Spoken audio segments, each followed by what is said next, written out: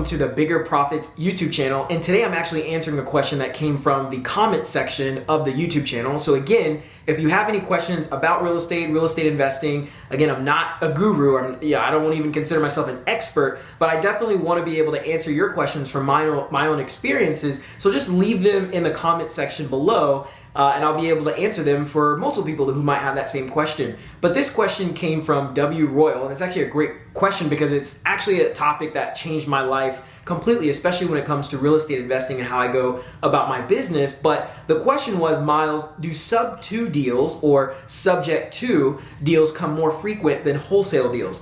And if you're new to this channel, more than likely you know about wholesale because you came across something about wholesaling and came across this channel. But if you're watching me and you're a friend or just someone who came across my name and the brand and you don't really know what wholesaling real estate is, I'll do a separate video that talks really in depth about wholesaling in itself. But in general, what wholesaling is, it's finding motivated sellers who own real estate property who want to sell their homes off market. You can sell your home on market as well in wholesale on market deals, but generally wholesaling is referred to individuals who are seeking other homeowners who own properties that they want to sell fast or just want to sell at all, and you offer to buy their property cash or creative finance, which is another video, and you actually don't buy it with your own money, with your own credit. You actually basically agree to a price to purchase it, and you then find a buyer who might actually want to buy the property to fix and flip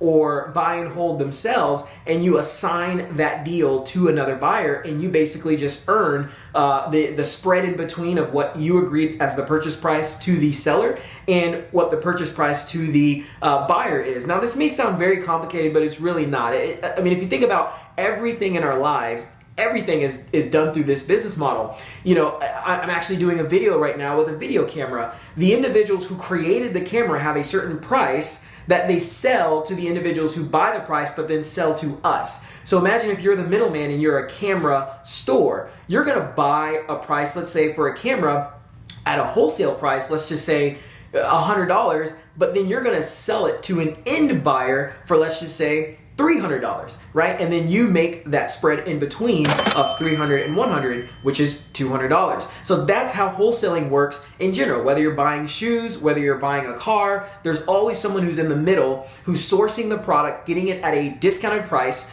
at a wholesale price, and then selling it to an end user, end buyer. So that's the same thing when it comes to real estate. You can also find sellers who want to sell their properties at a discount because they need to be fixed up. There's a lot of repairs and issues and things like that. Or sometimes there are no issues, and that's another video, creative finance, super important.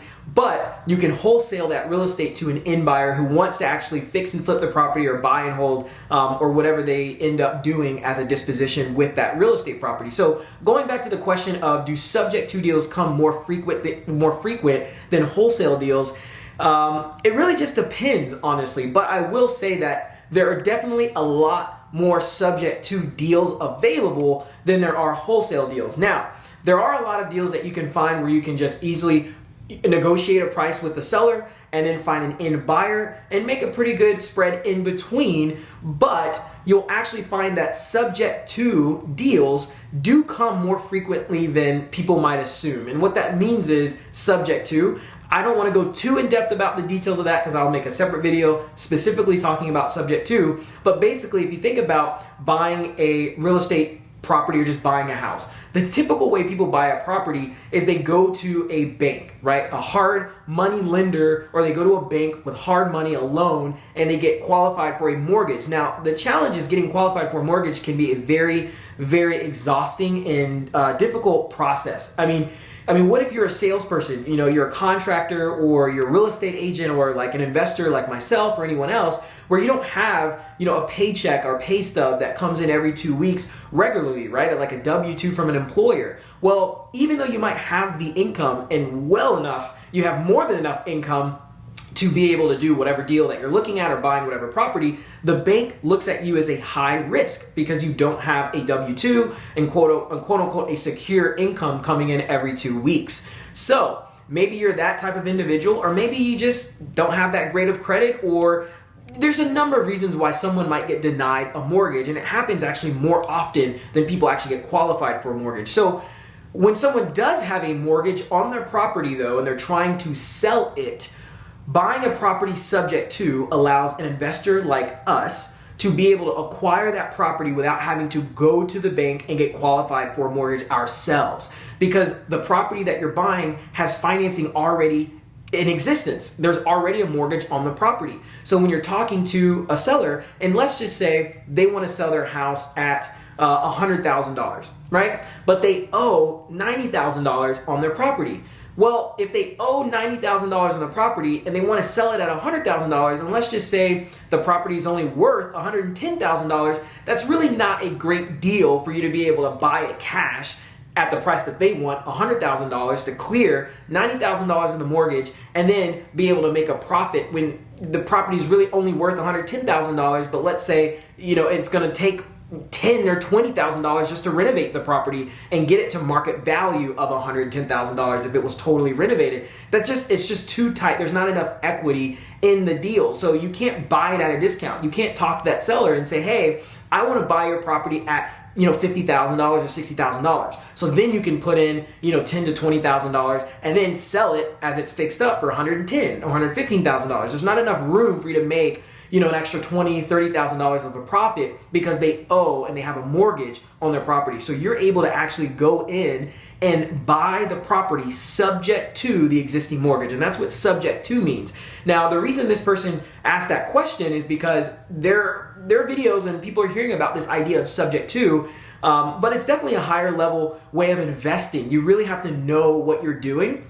And it's not something that's talked about as often. Wholesaling, very simple, right? Again, we see that every day. You buy a property or you buy something at a wholesale price and you're a middleman, you sell it to an end buyer and you make the spread in between, a profit, right? With real estate, that happens all the time, right? There are people who need to sell their house fast. They have a lot of repairs. They have renovations that need to be done. So you get to buy it at a discount, let's say $50,000, and then it's going to take $30,000 to $40,000 to renovate, but then you can sell it at $140,000 to $150,000. That's a typical wholesale deal. When you find that end buyer who will buy it at, let's say, I don't know, you got it at $50,000 with the seller, and it's going to take about $50,000 to, let's say $40,000 or $50,000 to renovate, but you sell it to an end buyer, for $70,000, right? And then they can sell it at $140,000 or $150,000. Well, when you sold it to that end buyer for $70,000, and then you had a purchase price with the seller for $50,000, where does that $20,000 go? At escrow or at the closing table when you're working with a title company or a closing attorney. Well, that $20,000 goes to you. So it seems like, wow, this is like a get rich quick, you can do this in a day or two. And honestly, it's not a get rich quick scheme. Obviously, this takes a lot of work. You have to understand how to market to sellers. You have to understand how to negotiate. You're working with people, and you're working with people that generally have either purchased or have a property that is a lot of times either the most emotional purchase they've ever made. I mean, a house, it's like their personal home, or the most expensive thing that they have. So it's not just the easiest thing where you walk down the street and someone wants to sell their house for $50,000. You write a contract to buy it at $50,000. You find, a buyer, a cash buyer, another investor who wants to buy it at $70,000. You make $20,000 and they go fix and flip it and make another $30,000 or $40,000 when they do their fix and flip.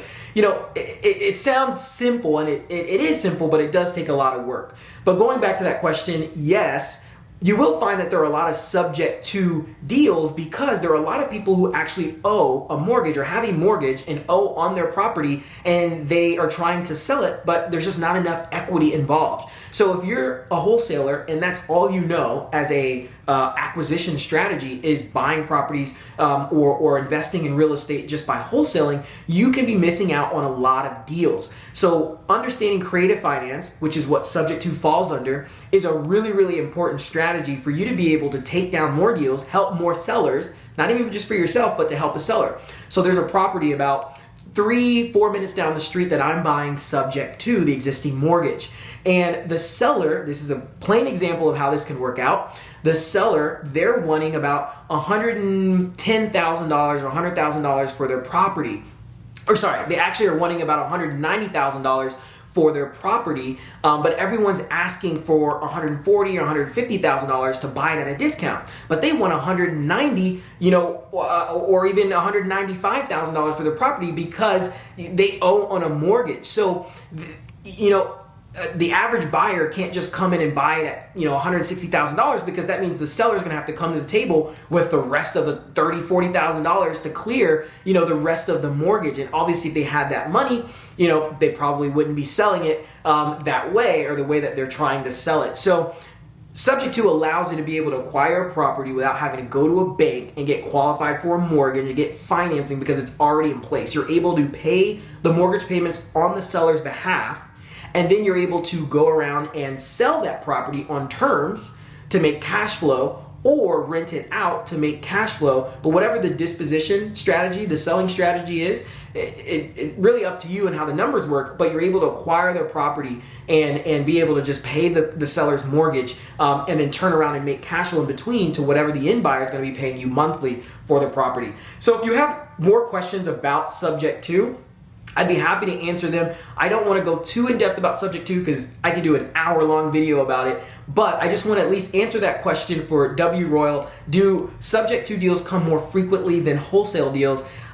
Again, it really just depends on who you're targeting and who you're marketing to. Properties that are in pre-foreclosure, a lot of times, obviously, are going to be probably more of Subject to deals, because they're not paying on their mortgage and they're about to go in pre-foreclosure. If you're marketing to vacant, absentee owners, that have owned a property for 10 plus years, generally the property is probably free and clear or inherited, and there's really no mortgage. It's a free and clear property, and you can just very easily wholesale it. So a lot of it has to do with who you're marketing to, but the important thing is understanding how to utilize Subject to be able to invest and build your business and have that as an extra strategy, rather than only being able to do wholesale, because there are a lot of deals out there that can't be done with a traditional wholesale strategy. You have to understand either Subject to, creative finance, seller finance, wraps, novation agreement. All these different things that can really allow you to be able to expand your business and take down more properties for yourself.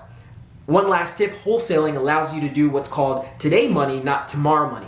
So what that means is when you wholesale a transaction, you can make $10,000, $20,000, $5,000, and that's great. That's very life-changing money. But the reality is tomorrow you don't get paid out anymore, right? You're basically still trading your time for money, because you're going to have to rinse and repeat and do all of that work over again to find the next deal and to wholesale another transaction. But when you get involved in real estate investing at a level of buying properties for yourself to build cash flow so that you're actually earning money while you're not working, that's where creative finance comes into play. That's where Subject to comes into play, which, by the way, when you acquire a property Subject to, you can also wholesale that as well. If you agree to terms with a seller, let's just say Subject to taking over their mortgage payments or paying their mortgage payments on their behalf, you can wholesale those terms, that agreement, to another end buyer who would like to take down that Subject to. Maybe it's going to need about $15,000, $20,000 of repairs, and then maybe they're behind about $5,000 to $10,000 in the mortgage payments, and maybe the seller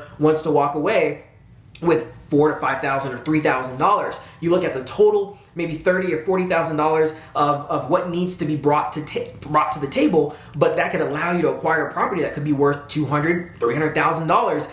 And you don't have to go to a bank to qualify to get a mortgage for that. All you have to do is buy it Subject to. So it's a great strategy to allow you to buy properties you may not otherwise be able to, because you can't qualify for a mortgage, or you maybe don't even want to get a mortgage. There's only so many mortgages you can actually have in your name. So this is a great strategy to be able to build a portfolio of rental properties and assets in real estate without having to go to a bank and get qualified every single time, run your credit, have a lot of debt in your name. You're leveraging money that's already existing with a bank and in someone else's process of getting the mortgage and what's in place. So thank you guys for watching this video. Again, don't forget, if you have more questions about real estate, leave those questions in the comments below. Also, if you have deals that you are currently right now trying to wholesale, but you're trying to figure out and analyze the deal, whether it's a good deal or not, or maybe you're trying to find a buyer, you can either go to my Instagram, click on the link, and go and see where it says analyze and wholesaling and JVing deals with me, and you can send me the details of that property, and I'll work with you on how to wholesale that deal,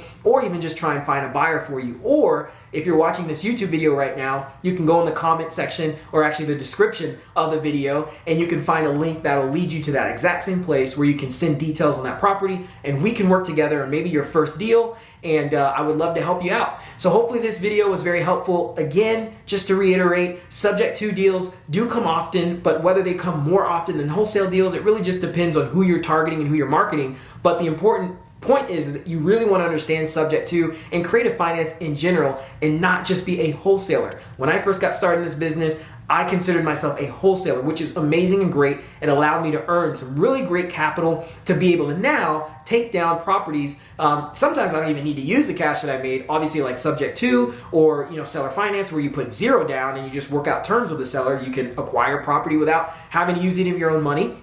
Another video and another time, but again, you want to expand your ability to be able to take down properties, to invest in your business, and to build your real estate investing career. So thank you guys for watching this video. Thank you for being a part of the Bigger Profits YouTube channel, and I hope to hear a comment from you. Definitely remember to like and share and subscribe to the channel. Turn on the notifications so that you don't miss any new videos that come out, and I hope your career goes well, and good luck.